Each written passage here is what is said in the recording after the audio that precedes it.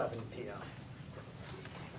Please stand for the pledges of allegiance. I pledge allegiance To the flag of the United States of America and to the republic for which it stands, one nation, under God, indivisible, with liberty and justice for all.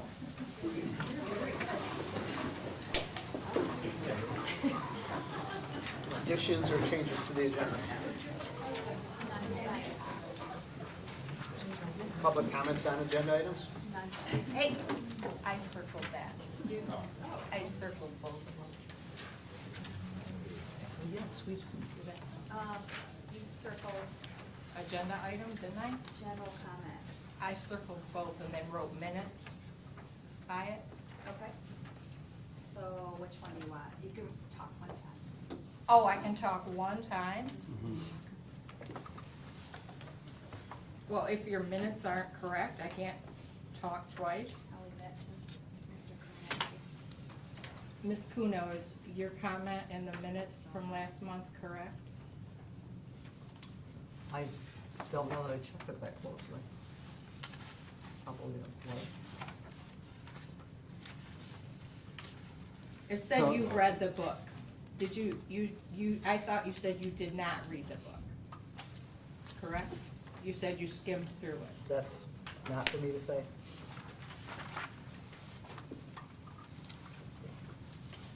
We'll investigate the minutes. They will be corrected. I will verify that. So, thank you.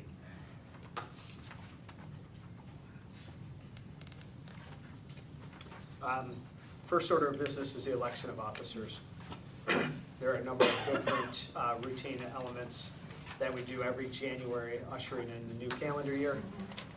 This one is the election of officers. The board may bring the following slate of officers in the form of a motion with a roll call vote rather than making nominations for each office and the voting. The slate of officers: Brian Krajewski, President; Lori Kuhner, Vice President; Jennifer Doherty, Treasurer; Pat Nugent, Secretary. Could I get a motion to bring this item to order? So, Moved by Jennifer. Could I get support? support. Support by Jessica. Any comments, questions, discussion items on the slate election of officers? I just mentioned that we discussed the slate at the November workshop to bring to tonight's meeting. No other comments or questions? Roll call vote is in order. Pat? Yes. Jessica? Yes. Jennifer? Yes. Chair is yes. Lori? Yes. Yes. Thanks. Jared? Jared? Yes. Thank you. Jennifer, thank you. All right. Annie, thank you. With that, roll call vote, the motion passes. Next order of business is our student council report. As we start 2026, students are adjusting after their 2-week Christmas break. And for seniors, senior year is beginning to feel very, very real for many of us. Many of us are starting to commit to our dream schools and are reaching out to other incoming students to find roommates and just friends for next year. On top of that, local scholarships were just released this past Friday, January 10th, and seniors are actively preparing for their next steps after graduation. The rest of our student body is beginning to look at classes for next year, and the high school is getting ready to welcome the class of 2030. Besides that, our winter sports have kicked off, and our athletes have been putting in the work. We are so excited to see what this winter season has in store for them. Unified Sports has also been practicing for their upcoming basketball games. On another hand, our school musical rehearsals for Chicago have just begun and are off to a great start. We also kicked off our food drive competition last week at our basketball game January 10th. Our student council is competing against other schools to raise as many food donations as possible. We will be donating all of our proceeds to Brown. We also have a blood drive January 21st, and we encourage the community to come out and help with donations for both. Overall, students are very busy, motivated, and are starting the year off strong. Thank you all for your time and support. This has been your student report for January 12th, 2025. Your student representative, Gianna Gates Dupree. Thank you. Next order of business is our consent grouping. This one is a rather large consent grouping. This is the approval of minutes, payment of bills, board committee memberships, appointment of assistant to board secretary, check signature authorization, depository of funds, conflict of interest, meeting notices, annual board compensation, legal services, auditor, and a new hire. Could I have a motion to bring this item to order? So moved. Moved by Lori. Could I get support? Support. Support by Jared. Comments? Just that there are a number of additional items in this month's consent grouping. The regular business of paying bills, approval of minutes, the board committee memberships, Sonia working as the board secretary. I think also worth noting just continuing the services of Troon and Clark Hill for legal services, for Hungerford Nichols as our auditor, as well as just the banks that we do business with for those checking accounts. The other thing worth noting is there is the approval of a new hire in this packet, so I'll speak more introducing Dana Champion-Wigfield in my report at the end of the meeting, but just as our Director of Student Services, you can see the credentials and the process that we use to go through the hiring of Dana, so looking forward to approving that with this vote. Any questions or comments on the consent grouping? I just did have one comment that under section 8 meeting notices, it looked like we don't post meeting notices at either the Wittenbach or the Yarder. Is that, did I misread that? It was the section 8 meeting notices. You may not have. I really don't know, and I don't know that we do. Like, we do every building where we have our K-12 program. Okay. Is where we post those, and so I don't know that we do, and I don't know that we have, or what the history of that is at those I was buildings. So just it's something wondering that we if can it's- look into and report back to you. Okay, thanks. Yep.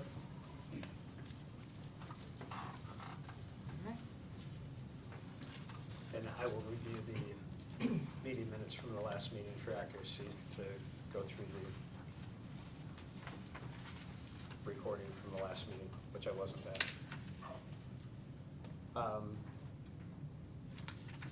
Any other questions regarding the consent grouping? Hearing none, all those in favor, please signify by saying aye. Aye. Opposed, same sign, motion carries. Next order of business is school board recognition. All right, I'm gonna head up to the podium.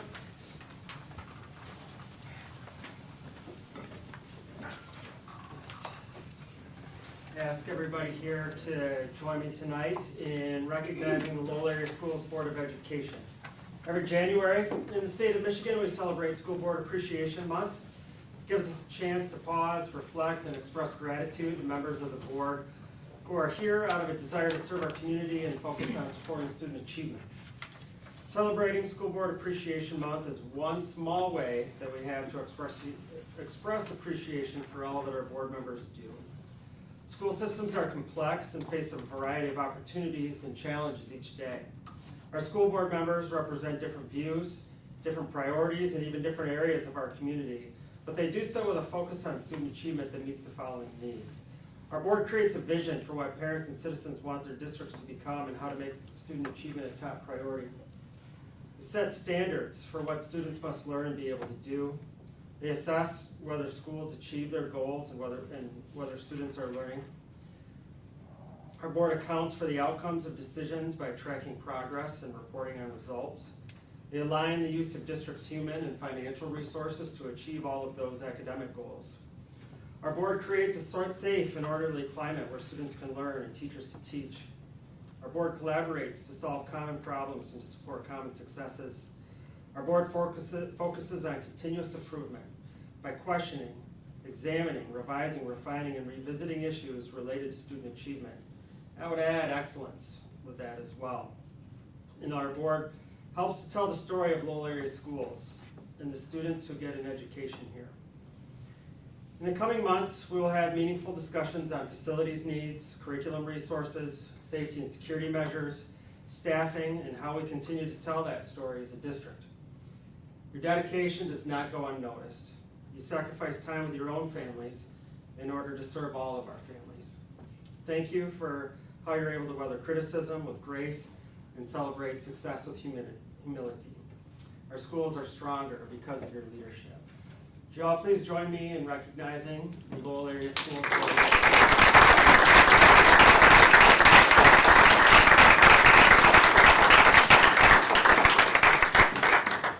Thank you. Thank you. Our next order of business are action items, and the first action item is the scheduling of meetings.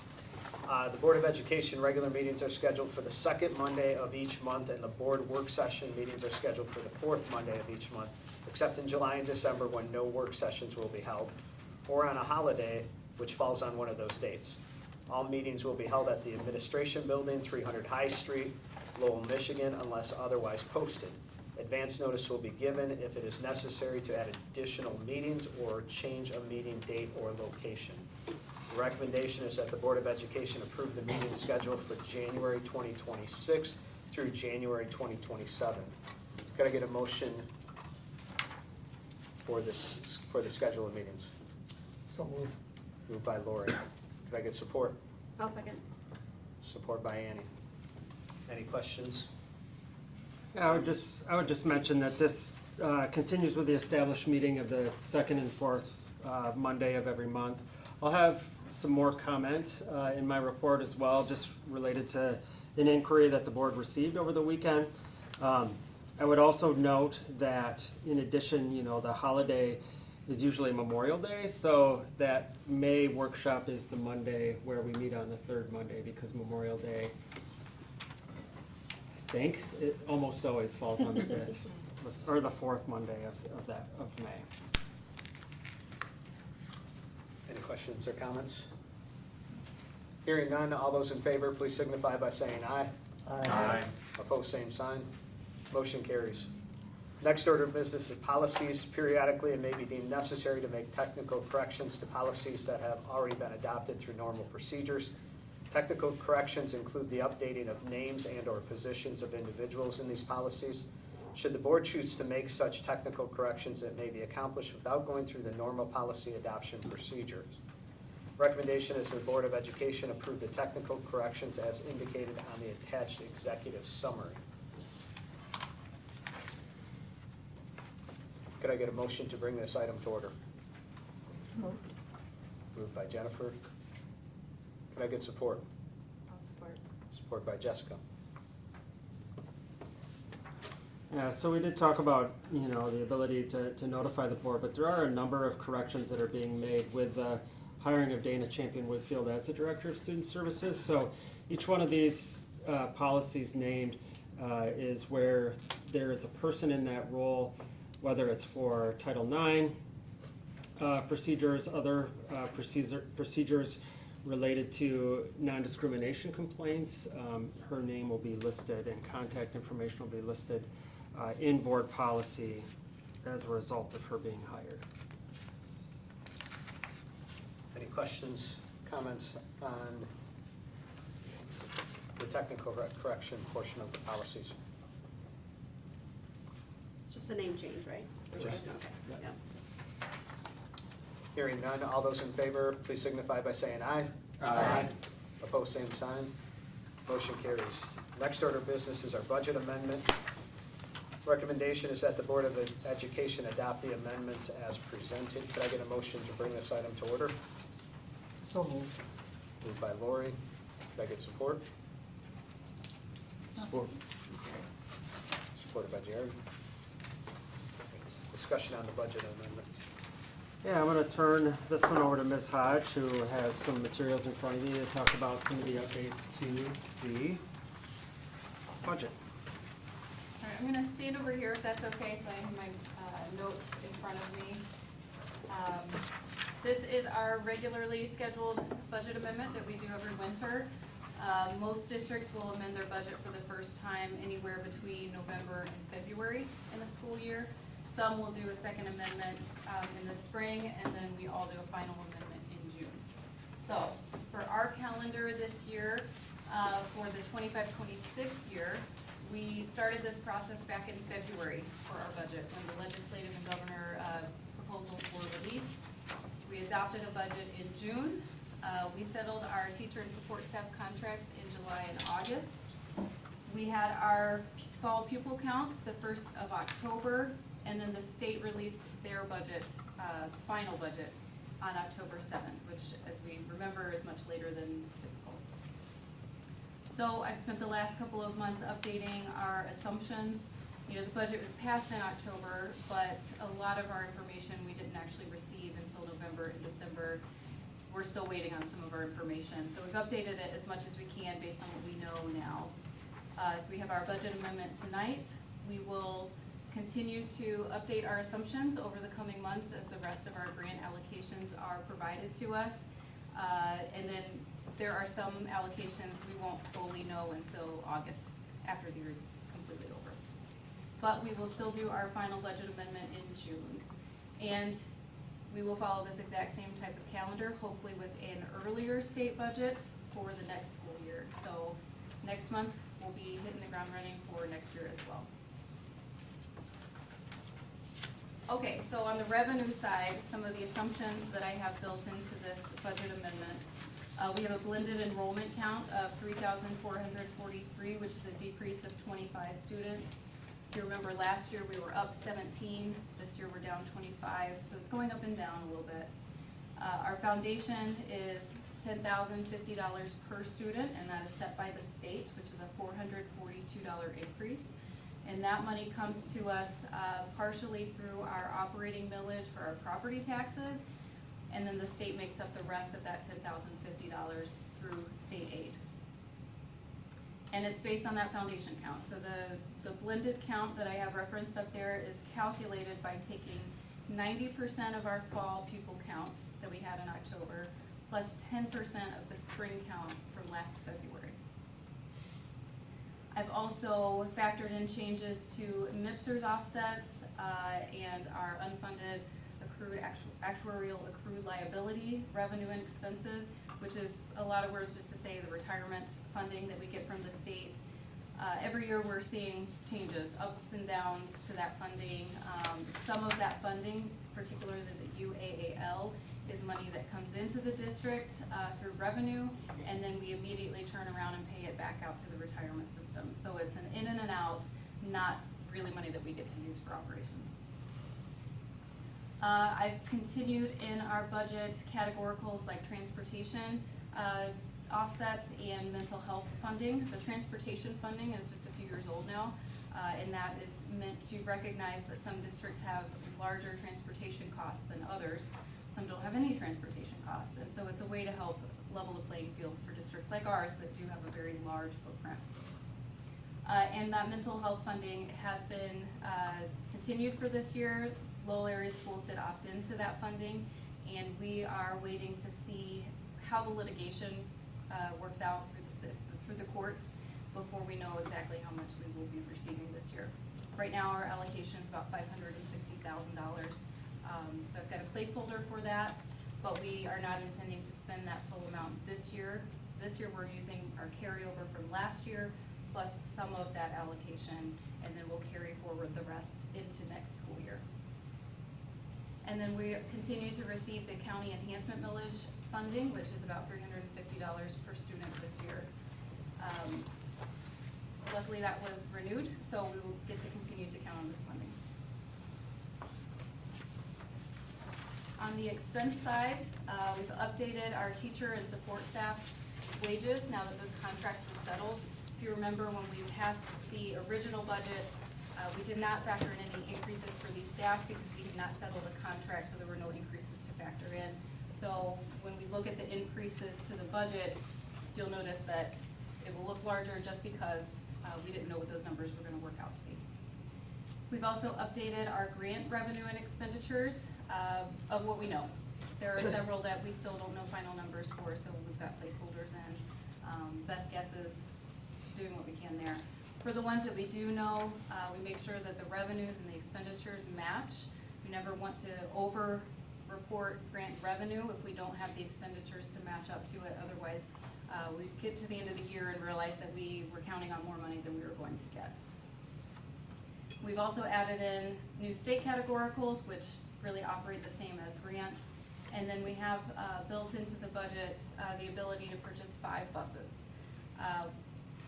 We typically do 2 or 3 a year, and we have been looking at new emissions changes that will be coming up in the next year or so that will add cost and large changes to technology on the buses. So we are proposing, and this is approving this in the budget is not approving the purchase of 5 buses. I want to be clear there. It would just give us the appropriation so that if the board did decide to do that, we'd be able to go ahead and approve the purchase without running afoul of the budget that's been approved. So we will talk more about the buses at the workshop meeting. Right now, I have a placeholder in here that would allow us to do this if that's what the board chooses to do. And our process on this would be get the budget approved. We would talk about it at the January workshop, and then depending on what the board would like us to do, we'll bring a recommendation for the February meeting to approve a purchase of a number of buses that the board is comfortable with. Sonia, usually when do we get those buses? Whenever they show up, right? They show up. It's been, It's been It's a kind of long been- lead. yeah. So the buses we ordered last year came this year, but they came earlier than they did the year prior. Okay. So it's kind of a crapshoot. We received buses in April that we had approved 3 this year, and buses in August that we had approved in winter. It takes a while. Okay. Okay, so challenges that I see in the next few years. We continue to see declining birth rates, and we keep seeing that those birth rates are tracking along with our enrollment decreases, so that's a continued concern. We also have a lot of one-time funding still from the state, and that is concerning because we're not sure how long those one-time funds will be renewed. We could continue to get them, they could drop. We could find out at the 11th hour that the state has removed a continued funding that we've been used to receiving. So those are concerns that I always have. I always have concerns about the MIPSRS funding.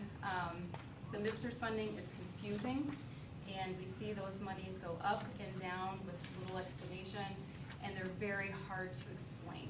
And so I struggle with the idea of continuing to make changes with the MIPSRS funding because it is difficult to explain how it impacts our budgets and why those changes would be done at the state level. So I continue to educate myself. We continue to talk about the MIPSRS funding here so that you guys are aware also of how that works. We are also watching very closely how the state budget impacts the school aid fund. That should say school aid fund, not state aid fund. We are watching the road funding that was passed this past year to see how that plays out. I know that's held up in courts as well.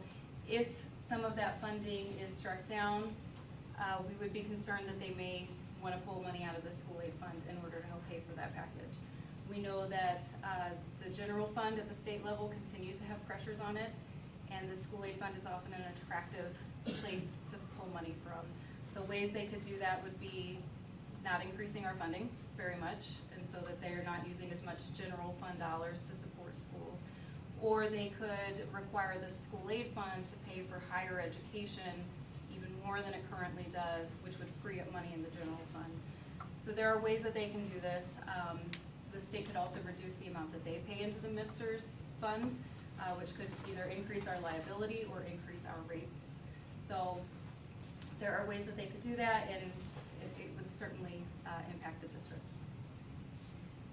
We have the 26-27 Revenue Estimating Conference next week, so we'll be looking to see what the economists are projecting and the kind of tone that they set, and that will be the basis of the governor's budget proposal at the beginning of February.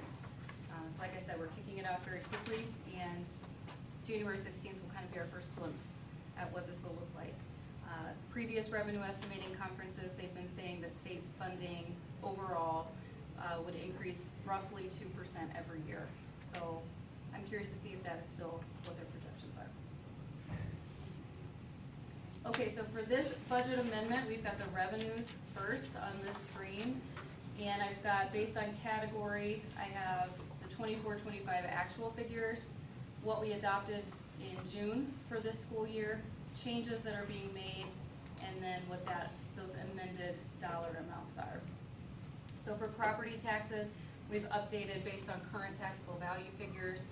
There are changes during the year when homestead properties are either declared homestead or removed from the homestead list, and so it does affect us there.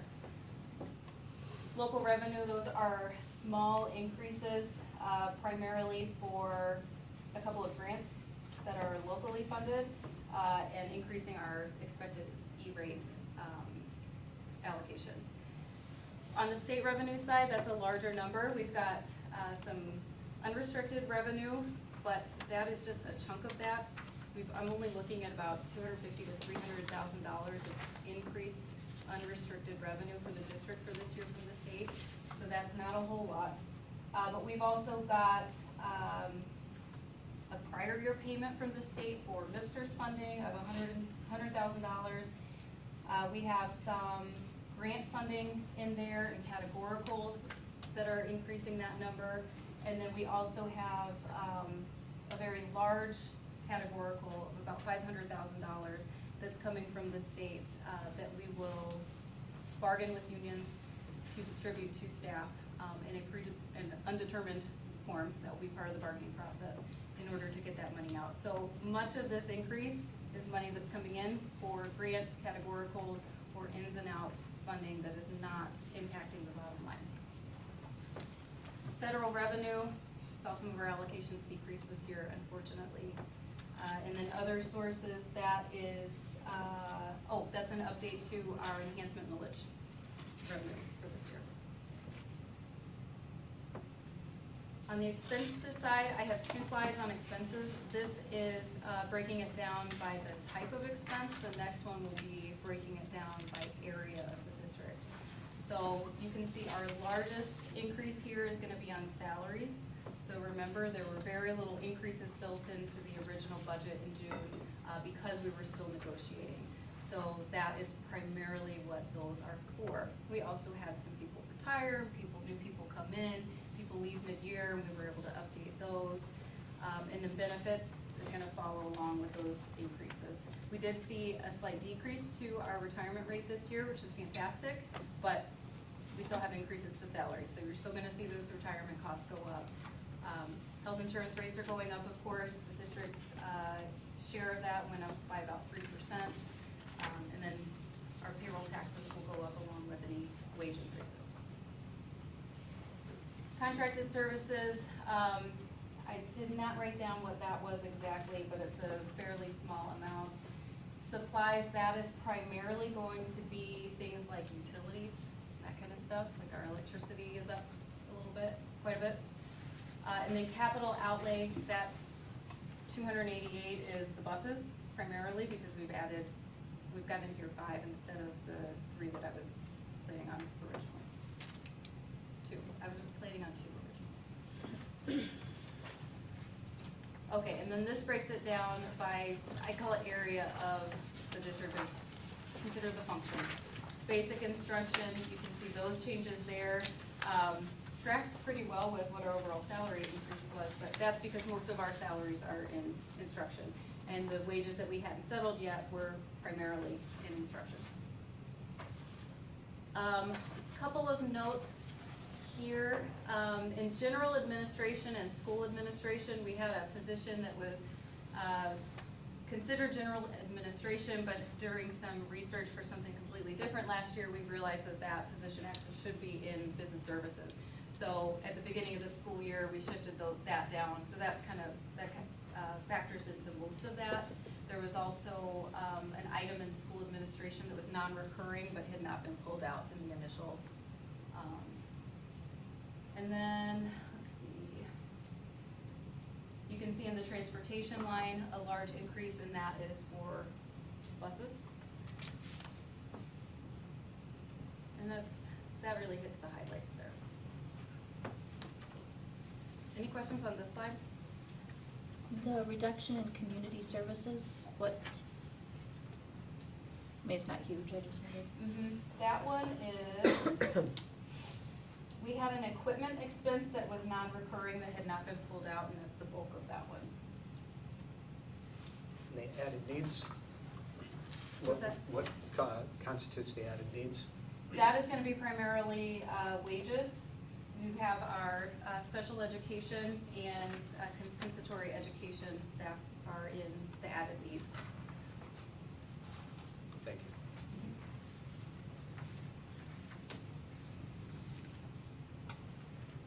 All right, and so breaking this down overall, we have total revenue and total expenses, and then the change in fund balance. So this format's well on my screen, but not on this screen. We are using about $1.5 million of fund balance in this budget amendment, which would bring our ending fund balance to $9.7 million, which is 18% of expenditures. We ended last year about 22% of expenditures. We are making a concerted effort to bring that number down, and we've been successful in that. And that is what I have on this. Are there any questions? So just to clarify, we're just amending the general fund budget. We are only amending the general fund budget. The food service and the special revenue are there in the resolutions as information, but there is a note they are not being amended. There are fewer moving parts on those. Usually just amend those in June.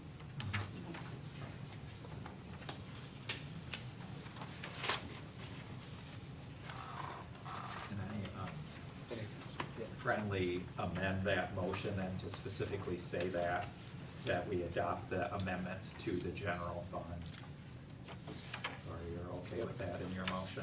Yeah. Lori made the motion, you're okay with that as a? Oh, yeah, absolutely.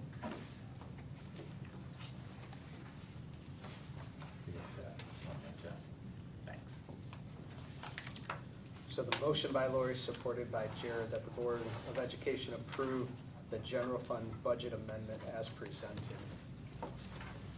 All those in favor, please signify by saying aye. Aye. Opposed, same sign. Motion carries. The next order of business is gift to the district. I need to get to that page.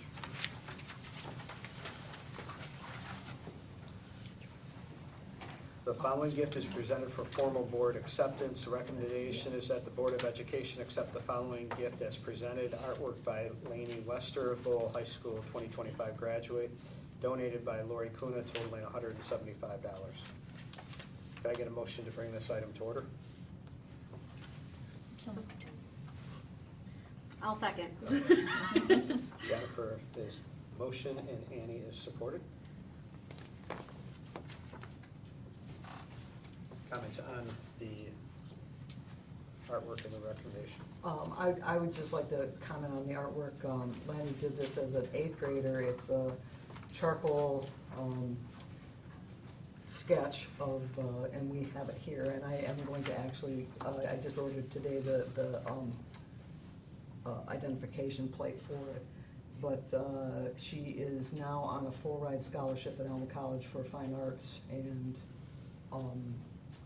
she's gonna be doing great things. She's an amazing artist, and I saw this at the Lowell Arts hosted the senior high school senior art display in the spring, and it was just, yeah, it was amazing. So I'm very happy that, because we used to do in coordination with the Arts Council, we used to do an all-district art display, but because of, changing whatever, they just decided this year that they were going to do this just for the seniors, and I'm hoping that it comes every single year from now on, and just a way to support our artists and, brighten up the boardroom, I guess. Thank you. So that will be placed in the boardroom here? Well, it's up to you guys where you want to place it, but, yeah, somewhere in this building where people can see it. Great. Any questions? Comments? Hearing none, all those in favor of the gift to the district, please signify by saying aye. Aye. Opposed, same sign. Motion carries. Next order of business is information, and the first information component is the human resource update. Mr. Shahaki. Thanks. I know Nate's gonna talk more about Dana Champion Wakefield in this report, but we've been working with Caledonia Schools to find a proper transition for both districts, and we've been able to be very successful with that, with the February 2nd official start date, and we will see Dana a few times in January, just to be around the district and meet people. So we will have some of that transition time prior to the official start date. And I'll let Nate further discuss that at the end in this report. A couple reminders, you heard me talk about the Mars retirement seminar. It's next Monday at 4:30 in the Middle School Media Center. I've been pushing that out to our staff, and then what Mars does is they push it out to other Kent County, Iowa County staff, and try to bring people in for that. But that is coming up, so hopefully it's a good time. A year ago I was later than normal, or well, maybe later than I wanted to be, let's put it that way. When we did that in April, so I tried to do it much sooner this year, just so that information is out there for people to fully understand the process. Because it can be quite the difficult process between ORS and insurances and trying to navigate through that. And the discussion that occurs between ORS and the district isn't always as detailed as you might think. There's a lot of privacy, and when people do retire, a lot of times they'll have to do a lot of research, and we try to help provide those resources. So this will really help them navigate and make those steps early enough so too many questions don't arise. So that's coming up. Drivers, I've talked about drivers a lot recently. We've had informal negotiations. At the end of this month, we'll begin the formal process. So we'll begin to bring more and more to the board and discuss wages, language, and everything in the contract that needs to be addressed. Through retirements and resignations in the driving field, I've been pushing out positions that are open.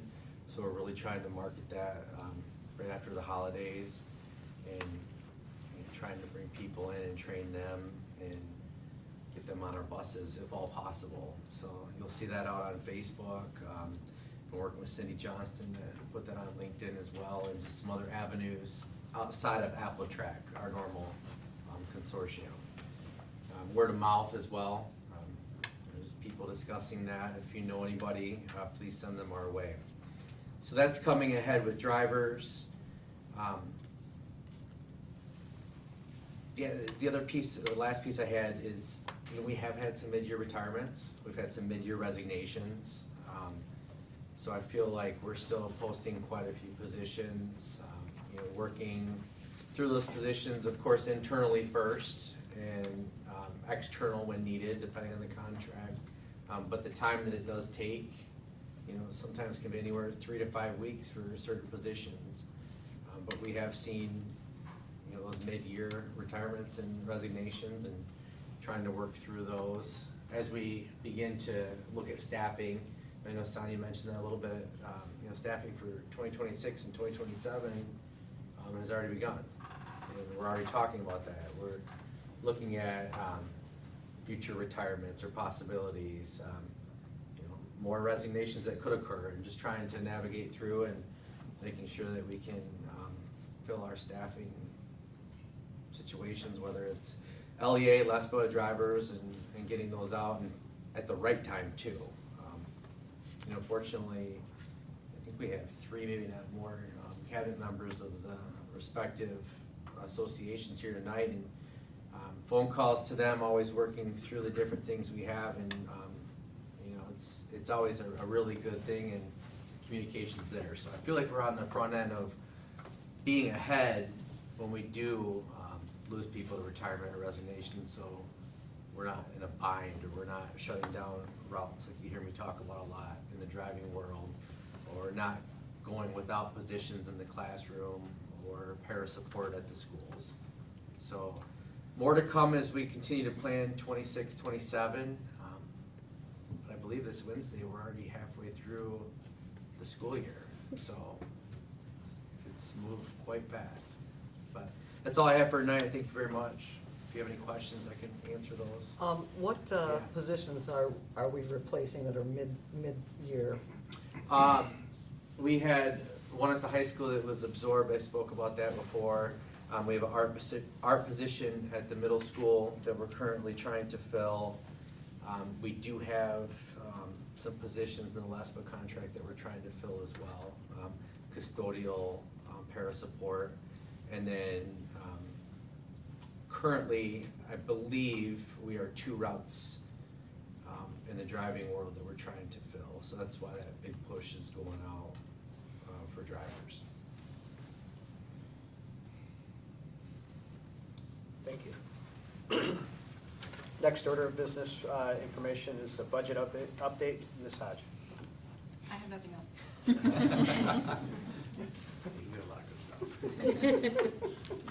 Thank you.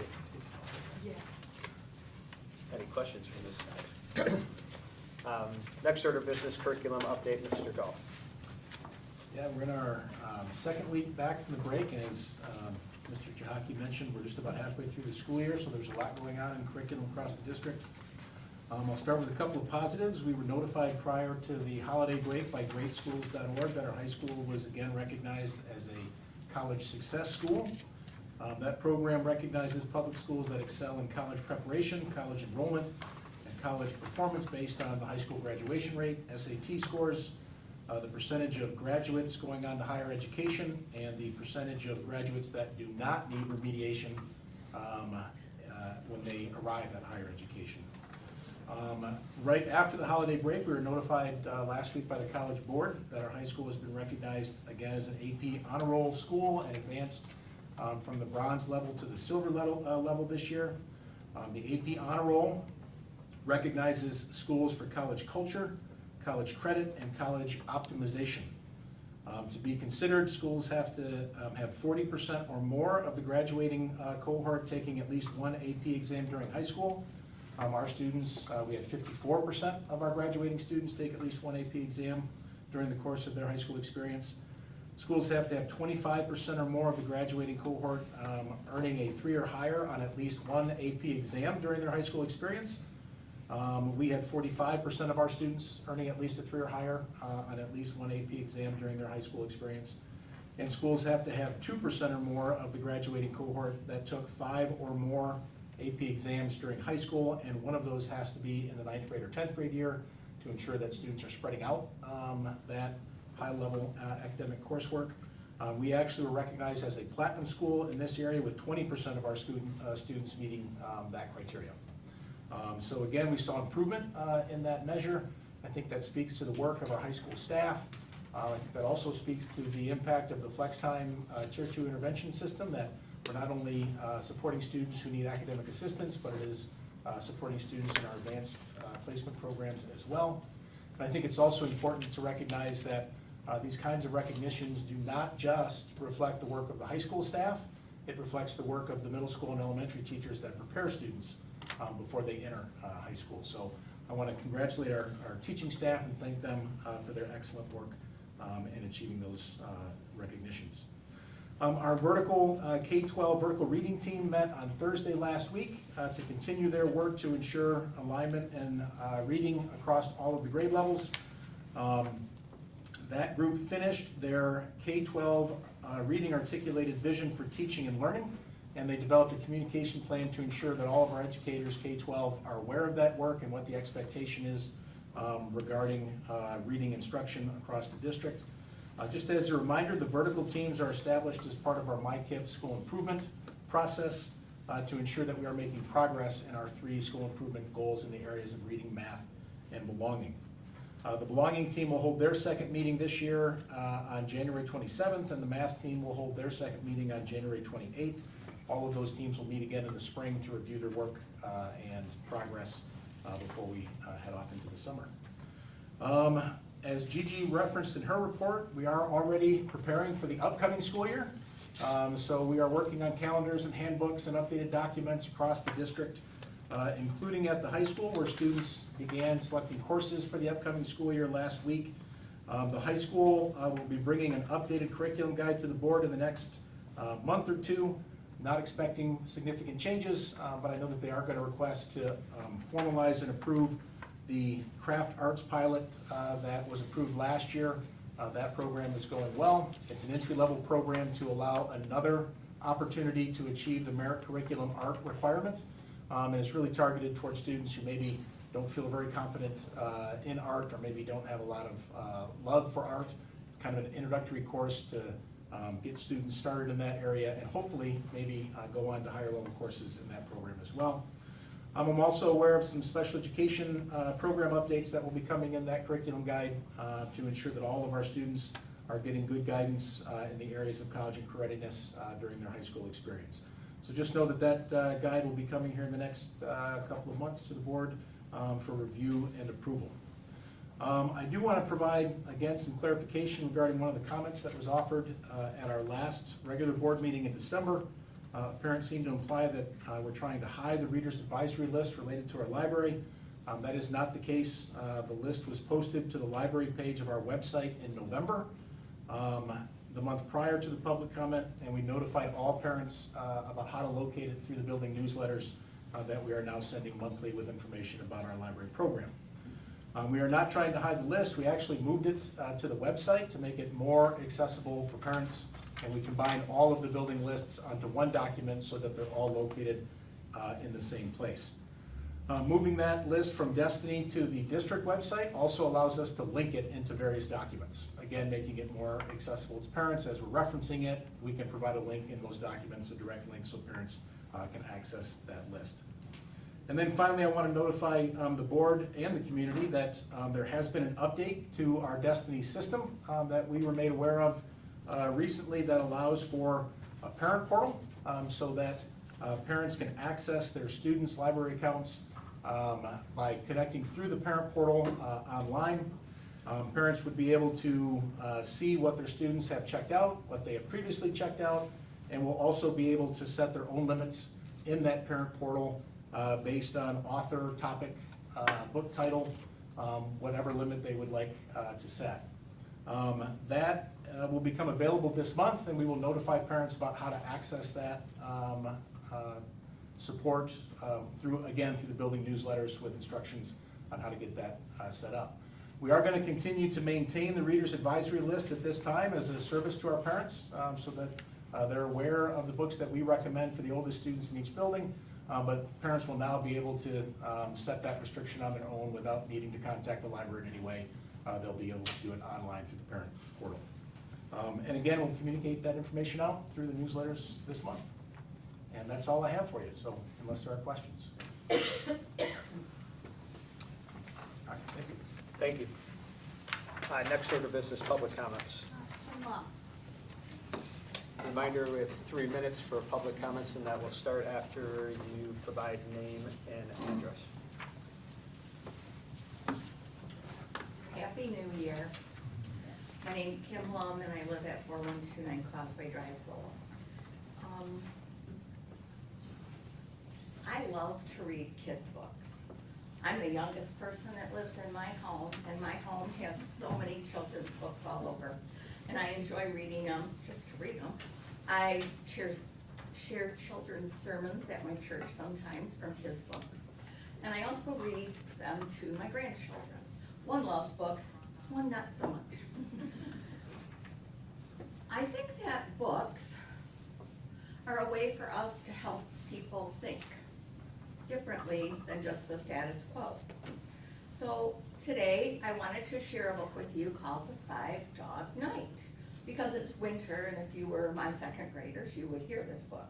I'm not going to read it all to you, but it's based on something that really happened in Vermont. You know, it's even colder there than here, I guess. I mean, I haven't been there in the winter. But in this home, or in this community, there's this man named Ezra, and then his neighbor lady, Betty, and they don't get along. Ezra is kind of crotchety, and he doesn't want Betty to bug him, but she is concerned for him. And winter is coming, and she goes over to check on him, and there's no smoke coming out of his chimney. It doesn't look like he's okay. And guess what? She peeks in his windows at some point, and she sees that he's all comfortably snugged up on his bed with a couple of dogs on top of him. And she wakes him up and says, "Why don't you have a fire going?" And he's like, "Get out of here, lady, go away." Time goes by, she brings him treats, because that's her thing to be kind that way. Well, then she goes over and she sees again, no smoke. She peeks in, 4 dogs are in bed. Then 5 dogs the next time. And then he gets worried about her because she doesn't come. Well, he goes and checks on her almost at spring, and she has dogs now too. She's adopted dogs, so then spring continues to warm up, and he bakes for her, and they become friends. The 5-dog night. I wonder what we could do about getting along with people we don't care for. That's one of my New Year's goals, because there's people that don't agree with any way that I think about things. But we still all have to live in the same place, or we could all move too. But how are we gonna get along? Think about the 5-dog night. Thank you.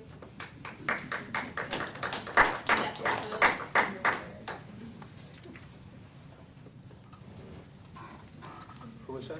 Stephanie. Oh, thanks, Steph.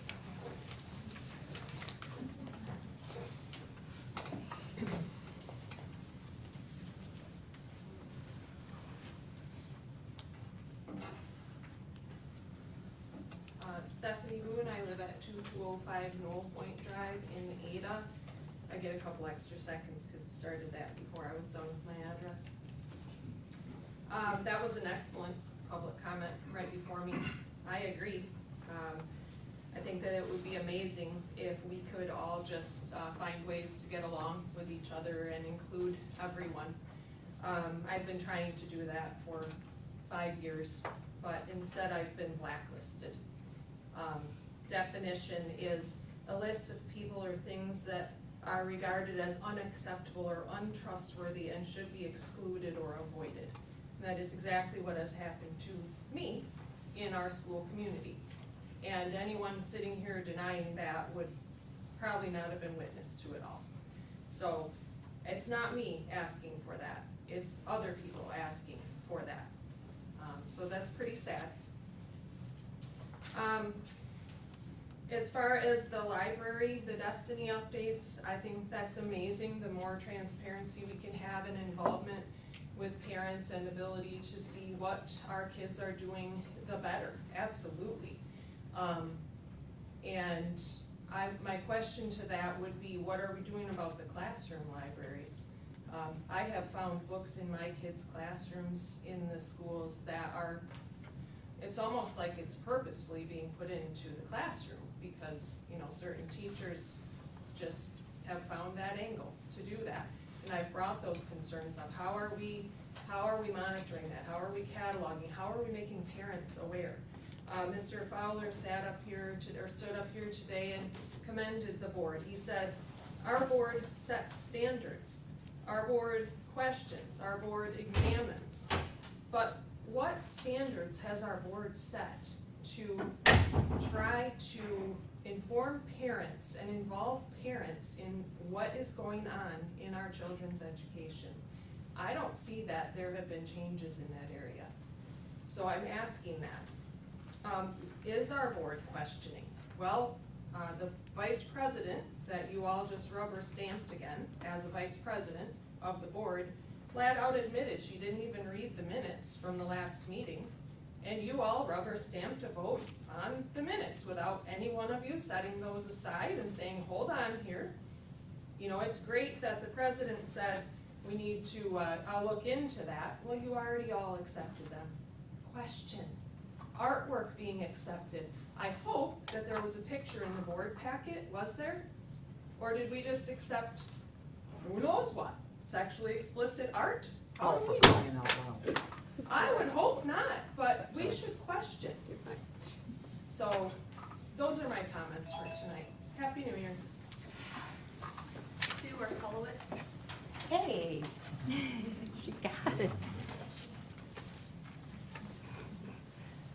first, I would just like to thank Ms. Kuna for responding to me about the book. You're the only one that did. I think there was a misunderstanding. I didn't challenge anyone to read the book. I think I suggested that maybe you printed those 14 sentences in your newsletter so parents were aware of what's in some of the books. But again, thank you. I didn't ask you to read the book. I've never asked you to ban a book. And as far as the Miller test goes, I could care less. I don't care if it was 14 sentences in a book with 900 pages or 300 pages or 1,000 pages. That doesn't matter to me. It's what's in the book. I also am not concerned that, or I know that parents, if they have a concern about a book, can email Mrs. Beach. So what I would like from you tonight is just a yes or no answer to whether you believe a book, and for the benefit of the audience, and in case you forgot what it was, referenced a large table with on one end we have a naked woman having chocolate poured down her body, wherein a young man or man drops his jug of chocolate and drops to his knees and becomes feasting on her. And on the other end of the table here we have a man casually watching, as he's lying there, a woman suck or lick off whipped cream off his penis, while at the same time she's bent over being screwed from behind. So what I'm asking you, each of you, is tonight, yes or no, do you believe that is an appropriate book in a school library? Thank you.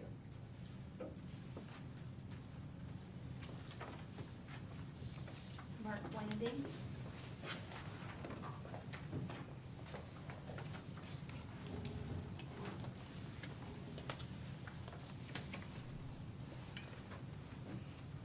Mark Landing, 4052 Timpson Avenue Southeast. I stand before you tonight to demonstrate my support for the Lowell area schools and particularly for the LAS library system and its leadership. We have long heard criticism, and just did tonight, about the content of the school libraries and about the management of the school libraries. These criticisms have led people to consider school employees as being pedophiles, groomers, and worse names that could not be further from the truth. I believe that the content of our school libraries are proper and appropriate, and that the management of them is excellent. I believe that the criticisms are completely unfounded. While there are books that contain mature content, the criticisms take that content out of context and never give any credence to the big picture. Also, these books are protected by the First Amendment, and laws exist to control how books are handled within our library. Books can only be removed by certain processes. Without going through those processes, books cannot be legally removed. That process here, to my knowledge, has been used twice recently, and in both times the books have been overwhelmingly deemed appropriate when considering the big picture. There are methods in place to allow parents to restrict their children's access, which we just heard some more about, and some new methods maybe. I would say that this is making a mountain out of a molehill, but I don't even believe a molehill exists. This is just a mountain. I am not alone in my belief. In fact, I think my feelings represent the majority of people who understand the situation. I am wearing my support, and many in this community are doing the same. There are also yard signs showing support. We have a great school system and community and an excellent school library program. If you'd like to show your support, let me know. I know a guy who knows a guy. In in case anyone is wondering, since I have a few extra seconds, I've been pretty busy, so not much reading for me this fall and winter, but I'm getting into it now. Currently reading Destiny of the Republic, A Tale of Madness, Medicine, and the Murder of a President by Candace Millard, about James Garfield. After that, it will be Here Comes the Sun, A Last Chance for the Climate and a Fresh Change for Civilization by Bill McKibben. I'm not sure if there are any naughty parts, but if there are, I'll let you know. Thank you. Next order of business, oh, is that it for public comments? Thank you. Next order of business, superintendent's report, Mr. Fowler. All right, thank you. I think just, and I too want to echo the comments about wishing people a Happy New Year. But I want to just respond to some of the public comments.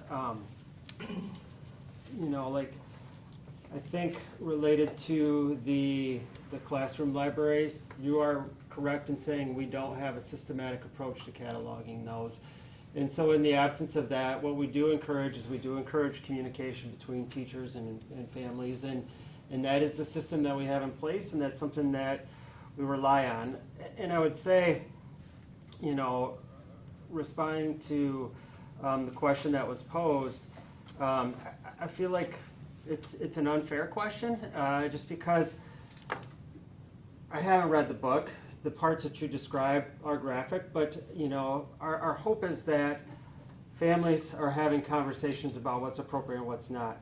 We have a purchasing process, and sometimes books with that type of content does go into the libraries, and we review those things, and we have ways to classify those things, and we have processes in place to deal with that nature of content in our libraries. I will echo what Mr. Goff said, changing topic, about getting into the buildings last week, and just how much fun it was to see our students and our teachers jumping right back into learning after a 2-week break. There was high levels of engagement, high levels of enthusiasm in all of our classrooms all across the district. So that was very gratifying and exciting to see. I'll come back to the other comment as well. I also want to mention this trophy that's on the board table tonight. Lowell Area Schools was recognized by the Michigan Green Building Collaborative as a Green Schools Champion for work that was done at Alto Elementary. It was a simple project that started with just seeking advice from consultants at a company called E3M about fluctuating temperatures in the building during the winter months. The project turned into a months-long study of our building management system, the software, the mechanical units, and it helped us adjust heating and cooling schedules, optimizing equipment that we have in place, and making a few small minor upgrades that save money, improve the comfort level in our classrooms. I learned through this process that carbon dioxide levels in the classroom can have an impact on drowsiness, attention, some of the things that I remember in the afternoon as an elementary student, and sometimes as a teacher, and how those things can have an impact on focus and student learning. We're now making concerted efforts across the district to increase the flow of outside air in every classroom. We've used what we've learned at Alto to improve efficiency in our heating and cooling systems across the district. Those of us who have been with the district for a long time remember Jim White saying that any dollar we don't spend on heating, cooling, electricity goes into our classrooms. And so thanks to Greg Pratt, Cody Buchanan, and everyone involved with continuing the tradition of realizing savings through energy efficiency. So that's what this cool little sculpture represents there. Another thing that's happened since we last met is construction started at Cherry Creek. And so really excited about that project. Students left on Friday. Walls started getting knocked down on Saturday in the old computer lab. I'm at the building and the space that the Y uses for their before and after school care. Those spaces will be complete for spring break, which will be the new music room at Cherry Creek. So music classes will be held in the spaces that are being worked on right now after spring break. And then construction will start in the current music room to build temporary classrooms so that next spring when school starts, some of our classrooms will be undergoing a renovation, and so whole grade levels being moved out of those spaces as their new classrooms get built. Also at Cherry Creek this week, third graders and fifth graders moved into the furniture pilot classrooms that we talked about. So it was fun to see new configurations and new students in those classrooms. So that's been a lot of fun just to see students applying that and using that space. And we'll be getting feedback from students and teachers as we make decisions about furniture purchases for those renovations. Over the weekend, members of the board and I received a request for information related to accessibility as it relates to school board meetings that are open to the public and our meeting schedule. Mentioned the rhythm of the second and fourth Monday. It's been a long-standing tradition that those have been when board meetings in Lowell have taken place. It's allowed other community organizations to plan around these meetings to avoid conflict. It works well for school calendars that have a full slate of events over the course of a week as well. I do know that the City of Lowell and Lowell Township Planning Commissions meet on the second Monday, but this allows them to have their full council and commission meetings on the first and third to avoid conflict with our meetings. And so that's kind of how the meeting calendar in our community has evolved. We do have the live stream going on YouTube right now. Those meetings are accessible. You can get them on the board page. YouTube has closed captioning, so you can see the transcripts of those meetings as well. And it does say on all of our meeting calendars that please notify us if any member of our community does need accommodations to be able to participate in our meeting. Please let us know, and we'll do whatever we can to make those accommodations so that everybody in our community is able to participate in these meetings. I mentioned earlier the recommendation of Dana Champion-Wickfield as the Director of Student Services, planning on her being here. She's planning on being here at the February meeting. Our previous Director of Special Ed, Liz McCall, took a job in a different state, which created this vacancy, and so we're excited to welcome Dana later this month as she transitions from her current role as the Assistant Director of Special Programs for Caledonia Community Schools. During the interview process, we're impressed by her systems thinking, her ability to build rapport with staff and students, and look forward to supporting students, families, and teachers with her on board and introducing her in the coming weeks. Dustin mentioned the retirement. This is Teresa Woolley from the art room, so just congratulations to Teresa and wish her well in her retirement and working to get that middle school art program fully staffed. One of the other comments that was made, it was just related to communication in the library, and I do think, I mentioned in my comment at the beginning the communication with teachers. I've always been amazed by Mrs. Beechler's communication, and so I'm curious about where that breakdown has occurred, because I've found her to be very available and willing to meet with people. And on that note with the library, I just want to congratulate Deb Osborne, Cindy Smith, and Noreen Mosier, who were recognized by the Michigan Association of School Librarians last month for Noreen as a volunteer at the Murray Lake Library, and then Deb and Cindy work as paraprofessionals in the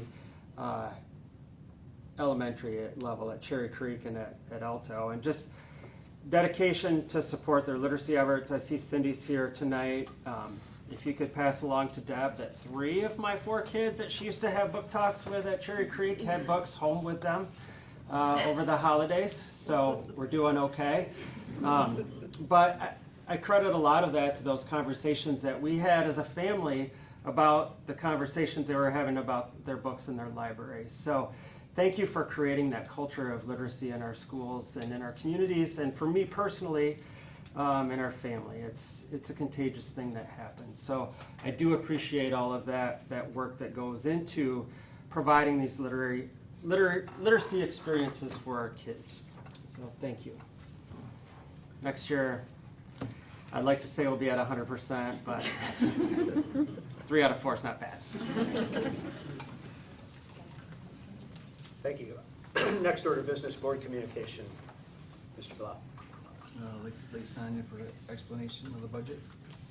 That's it. Ms. Whitlock. None for me. Ms. Coon. Happy New Year and congratulations to the Beachlers for becoming grandparents. Ms. Doherty. No. Ms. Curtis.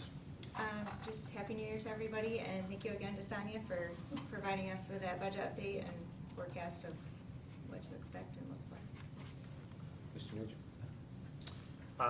I just have one comment, actually two.